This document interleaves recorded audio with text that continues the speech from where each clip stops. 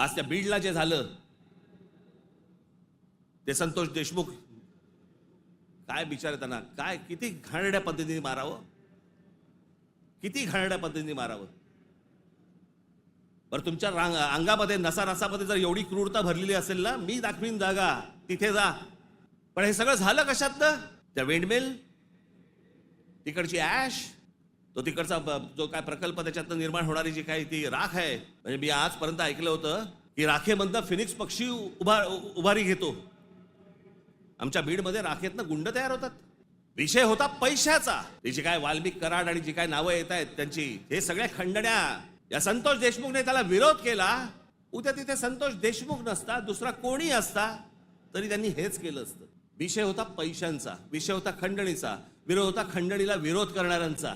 आम्ही लेबलं काय लावली? वंजाऱ्याने मराठ्याला मारलं.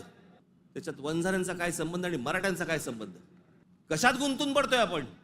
पण तुम्हाला गुंतवलं जातंय, हे राजकीय पक्ष तुम्हाला गुंतवतायत त्याच्यातच गुंतून राहा. आमच्या मुलांच्या शिक्षणाचा विचार करू नका, विषय आणू नका. आमच्याकडे रोज शेतकरी आत्महत्या करतायत. आता दिवसाला 7 आत्महत्या होतात दिवसाला शेतकऱ्यांच्या.